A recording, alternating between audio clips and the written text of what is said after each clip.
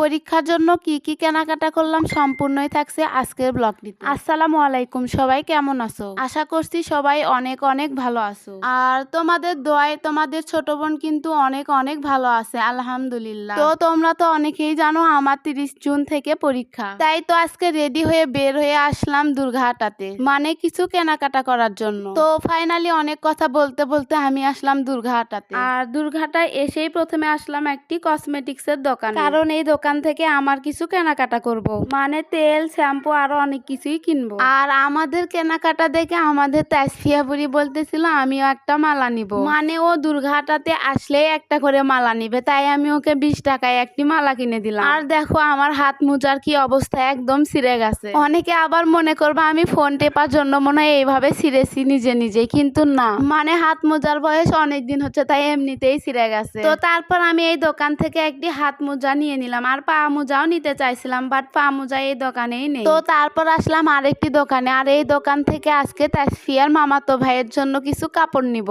আর এই দোকানে এসে অনেক খোঁজাখুঁজি করার পর এই কাপড়টি আমার পছন্দ হলো, মানে এই কাপড় দিয়ে তাসফিয়ার আম্মু তাসফিয়ার মামাতো ভাইকে একটি টেপ বানিয়ে দিবে, সাথে কয়েকটা রেডিমেড কাপড়ও নিয়েছিলাম। তো তারপর আসলাম আমার প্রয়োজনীয় কিছু জিনিসপত্র নিতে, মানে এই জিনিসগুলোর জন্যই কিন্তু আজকে আমি দুর্গাহাটাতে আসছি। তো তারপর আমি এই দোকান থেকে 5টা কলম, স্কেল, মানে যা যা লাগে পরীক্ষায় নিয়ে যাওয়ার জন্য সবকিছুই নিয়ে নিলাম। আর সব মিলিয়ে আমি 100 টাকার মতো বাজার করলাম এখান থেকে। আর দোকানওয়ালাকে বলেছিলাম 5 রকমের 5টা কলম দিবেন, আমার যেটা দিয়ে লিখতে ভালো হবে আমি সেটা দিয়ে পরীক্ষায় লিখবো। তো তারপর সবকিছু ফাইলের মধ্যে তুলে নিলাম, দেন তারপর আবার চলে গেলাম ডাক্তারের কাছে। মানে তোমরা তো সবাই জানো আমার মায়ের হাই প্রেশার, ডায়াবেটিস অনেক সমস্যায়, তাই এই ডাক্তারের দোকানে এসে আমার মায়ের ডায়াবেটিস পরীক্ষা করলাম, সাথে প্রেশারটাও মেপে নিলাম। আর হ্যাঁ, আমার মা কিন্তু ডায়াবেটিসের জন্য এই সেক্রিন 2 ওষুধটাই খায় নিয়মিত। তো তারপর ওই ওষুধগুলো কেনার পর আবার চলে আসলাম একটি সদাইয়ের দোকানে। তো তারপর এখান থেকে কিছু নেওয়ার পর চলে যাচ্ছি বাড়িতে।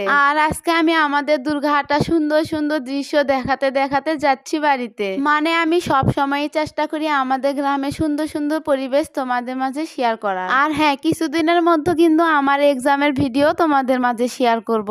সবাই ভালো থাকবে, আল্লাহ হাফেজ।